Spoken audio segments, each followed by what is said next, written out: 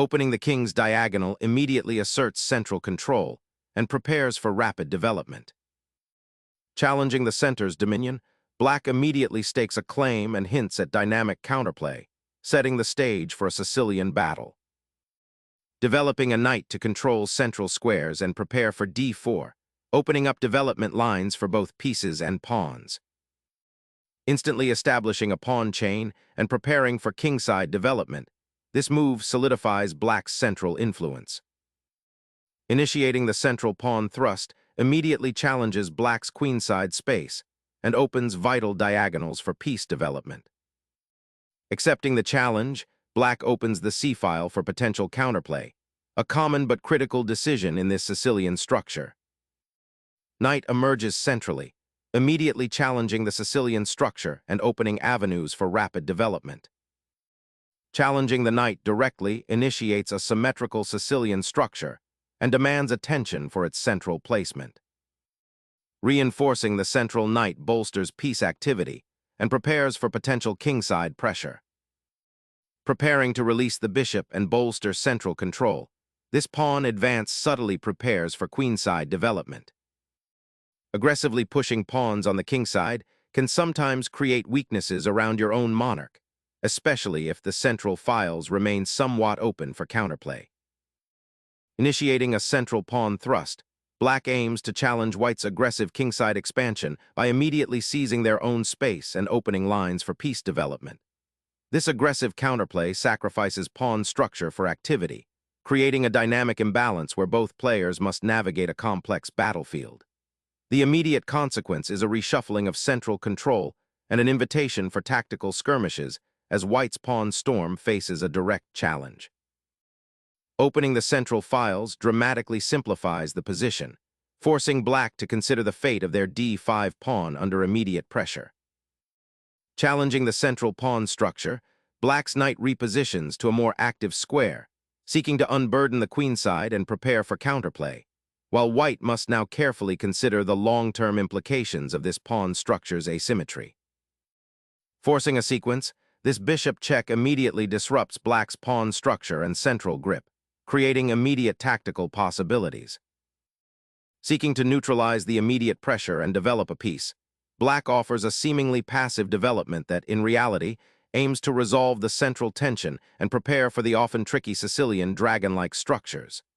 The bishop, though temporarily pinned by the check, finds a safer haven, ready to support the pawn structure and contribute to queenside counterplay should the opportunity arise. Dislodging black's knight from its powerful central outpost, this recapture initiates a complex simplification, potentially leading to an open position where active piece play will be paramount for controlling the newly liberated d-file and exploiting any lingering weaknesses around the opponent's castled king. Black recaptures, maintaining the pawn structure's integrity and initiating a critical exchange that opens lines. This decision centers the game, forcing white to reevaluate their attacking intentions as the central pawn mass solidifies for black. The immediate consequence is the dissolution of white's central pressure, creating a more balanced, albeit potentially sharp, middle game where piece activity will become paramount. A bold check, immediately disrupting black's pawn structure and forcing a decision regarding the king's safety, potentially sacrificing immediate material for overwhelming initiative. Securing the pawn on e7 after the knight's forced retreat, this defensive maneuver cleverly untangles the queen from its awkward prior square and prepares to connect the rooks, simultaneously warding off the immediate check while offering a potential pawn sacrifice on the d-file if white is too aggressive. Developing the bishop to a commanding outpost, this square controls key diagonals and prepares for future central action. Solidifying the kingside pawn structure, this maneuver aims to reinforce the pawn chain and potentially prepare for a future h6 and bg7, seeking to exchange white's influential bishop on e3. Exchanging the bishop on d7 simplifies the position, resolving the immediate mating threat and opening the queen's diagonal. But it also trades off white's more active piece for black's defender, potentially leading to a slight positional concession if black can coordinate their remaining pieces effectively. Reclaiming the pawn with the knight redirects the piece's attention to the center, challenging white's central pawn structure and opening up lines for black's queenside development. A daring gambit to seize initiative, white sacrifices material for an aggressive central penetration, aiming to disrupt black's pawn structure and potentially expose the king's defenses. Reclaiming the central outpost with the knight repositions it to a more active square, eyeing potential discoveries, and offering immediate counterplay against white's king and pawn structure while simultaneously preparing for further development. Instigating a kingside assault with a castling maneuver toward the queen, white embraces a bold, aggressive posture, aiming to exploit the now exposed black monarch and open lines for a powerful attack, sacrificing immediate pawn structure for dynamic piece play and asserting control over the vital center files. The bishop, now freed from its defensive duties on g7, immediately seeks an active outpost to pressure white's somewhat exposed king, hinting at potential counterplay along the diagonal. Snapping off that pawn on d5 with the rook immediately launches white into a highly aggressive initiative, exploiting black's slightly disorganized structure and opening lines towards the king. Solidifying the king's safety is paramount here. Castling tucks it away behind a pawn phalanx, preventing any immediate threats from white's aggressive kingside pawn storm and the newly centralized knight. The rook slides onto the d-file, eyeing the d5 pawn and adding pressure to an already contested central square, a bold assertion of white's intention to exploit any weakness in black's pawn structure and potentially force exchanges that favor the white king's safety on the queen side.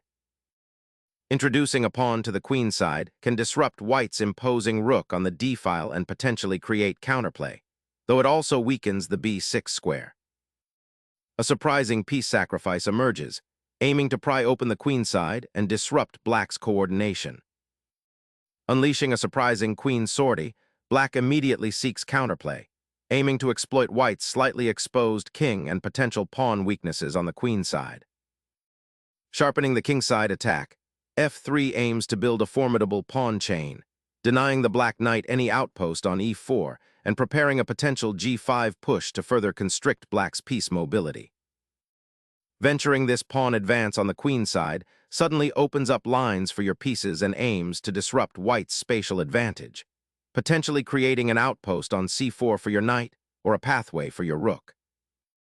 The knight's reign of terror on d6 is over, ushering in an era of queenly pressure on the dark squares. White's bishop now repositions, eyes fixed on the king side, aiming to exploit the weakened g6 pawn and the slightly exposed black monarch lurking behind its beleaguered pawn shield. This maneuver is not about immediate tactical fireworks, but rather a subtle recalibration of white's attacking potential, seeking to weave a more intricate web around black's defenses. Notice how this seemingly quiet repositioning of the bishop, while seemingly passive, actually enhances the overall attacking pressure by creating potential batteries and reinforcing the d-file control that has been established. It's a testament to the power of subtle piece maneuvering to prepare for future incursions. A calculated foray into enemy territory, seeking to disrupt white's established pawn structure and potentially exploit the open c-file should the opportunity arise. Sacrificing a bishop to simplify the position, white aims to dismantle black's formidable kingside, attack by forcing an exchange that opens up lines and potentially leads to a cleaner endgame where black's active pieces might become less effective. Reclaiming the captured piece immediately prioritizes material balance, but it leaves your king exposed to potential threats along the now open g-file and puts the knight on c4 in a rather precarious position. The knight's relocation to c4 sacrifices material for a decisive initiative, aiming to dismantle black's queenside pawn structure and seize control of the open files, creating immediate threats against the exposed black monarch. Capturing the knight opens up the c-file and gives your rook a direct line of attack towards white's somewhat exposed king, while also offering a dynamic pawn structure that could lead to interesting endgame possibilities if the position simplifies. White's queen swoops in, immediately targeting the now exposed black king and creating a dangerous situation on the fourth rank. Grabbing that pawn looks tempting, but it pulls your queen into a dangerous, exposed position, leaving your king significantly less secure and opening up avenues for immediate counterplay. The rook decisively seizes the seventh rank, a vital corridor for attacking the enemy monarch. The rook embarks on a daring journey to the heart of white's position, aiming to disrupt the precarious pawn structure and challenge the advanced pieces threatening the kingside. Initiating a decisive sacrifice, white throws the rook into the fray, unearthing a potent discovered attack that relentlessly targets black's exposed monarch. Sacrificing material here is the only way to blunt the immediate, devastating attack white has launched. Embracing the loss of the rook allows black to consolidate and potentially weather the storm rather than being overwhelmed by it. Securing the passed pawn with the queen not only resolves the immediate material imbalance, but also significantly strengthens white's central presence, potentially opening lines towards black's exposed king in the endgame. The immediate threat to the white king is undeniable, forcing a response that disrupts white's carefully constructed central control and potentially opens lines for black's queen and rook. Securing the monarch's safety becomes paramount after a chaotic sequence, the king stepping onto a less exposed square, preparing to weather any impending storm of counterplay. Resigning material for immediate kingside pressure is a bold gamble, and this exchange now places a significant burden on your rook to justify its presence. The dynamic of the game has shifted dramatically. You're aiming to exploit the exposed white king, but the trade has opened up lines for white that could prove equally dangerous, forcing you to meticulously calculate defensive resources while seeking attacking opportunities. Re-establishing control over the central files, this move anchors a strong rook, preparing to exert pressure on black's now exposed queen and king. Embracing the chaos, black pushes the pawn forward, aiming to disrupt white's central pawn structure and potentially open lines towards the king's defensive perimeter, a bold attempt to stir up complications in what's rapidly becoming a complex tactical skirmish. Securing the queenside pawn chain opens up possibilities for a queenside expansion, potentially creating a passed pawn. An intriguing maneuver that brings the black queen deeper into enemy territory, potentially creating new attacking avenues or exposing herself to tactical retaliation as white consolidates. A sudden discovery check, forcing the enemy king to a compromised square, opens up the path for a swift mating attack by exploiting the weakened dark squares around the black king. The king, now unshielded by pawns and staring down an open file, faces a perilous future. A daring gambit to seize the initiative, seeking to unravel black's pawn structure and expose the king to potential skewers along the now open third rank, hoping to force material concessions or a checkmate. Preparing to fortify the king's sanctuary by shoring up the dark square weaknesses surrounding it, aiming to prevent further inroads by white's active queen and rook. Unveiling a latent threat, this redeployment of the rook eyes the open file, setting up a potential squeeze on the weak pawn structure and aiming to disrupt black's precarious king's safety. A desperate attempt to activate a stalled rook and perhaps find some attacking potential, but it leaves the king incredibly exposed and ignores white's imminent invasion of the seventh rank. Securing the file with this pawn advance aims to solidify control of the queenside and prepare for potential expansion, potentially creating a protected passed pawn later on if the opportunity arises. Seeking to solidify your king's safety, you're tucking it away on the queenside, but be mindful that this maneuver might not entirely eliminate the looming threats posed by white's centralized pieces. Preparing to expand your pawn front along the queenside, creating a new avenue for your rook after the upcoming push. The rook's retreat here signals a significant shift, aiming to consolidate the defense along the seventh rank and prepare for potential counterplay. White's aggressive pawn push earlier opened lines, and while black has managed to survive, the position remains sharp. This particular maneuver by black prioritizes king's safety by creating a more robust defensive structure, but it also sacrifices some initiative. The question now becomes whether black can generate sufficient counterplay on the queen side, or if white will be able to exploit the open lines and material advantage. It's a delicate balancing act, and the next few moves will likely reveal black's strategic intent more clearly. Solidifying the defense of that critical kingside square, the rook now ventures to the central open file, eyeing potential improvements and preventing the enemy queen from encroaching further into white's territory. The unexpected check forces white's king into an even more exposed position, threatening to unravel his defenses and potentially initiate a desperate mating sequence if black can maintain the initiative. Securing the king's retreat to a safe square prevents any immediate back-rank threats and prepares to re-engage in the battle, even as black's queen aggressively probes the position. A daring gambit is offered, potentially unraveling the queenside structure and introducing a sharp tactical battle. Unleashing a thunderous check, white aims to shatter black's already precarious king's safety by forcing a sequence that could expose the monarch. This aggressive push leverages the open files and targets a crucial square, potentially leading to a swift conclusion if black isn't incredibly careful. It's a bold declaration that the endgame battle white initiated earlier has now escalated into a direct royal assault.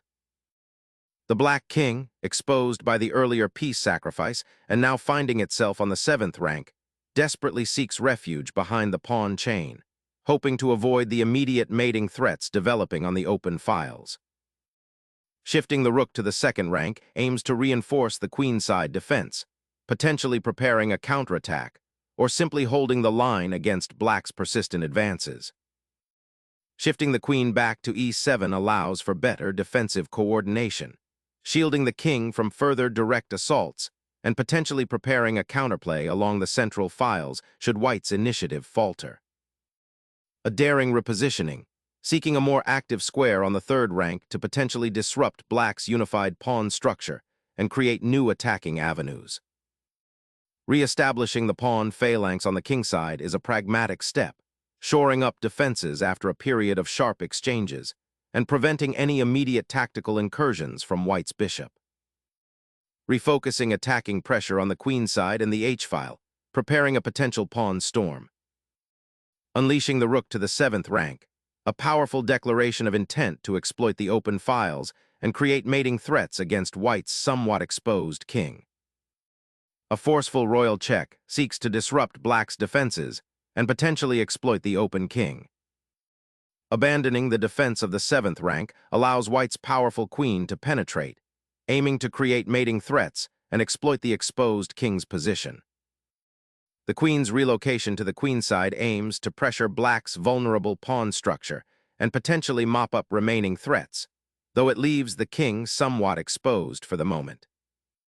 Seeking respite from the relentless pressure on the queenside, black aims to reposition the queen to a more secure and active square, potentially eyeing the weak pawns on the kingside or preparing for a defensive maneuver.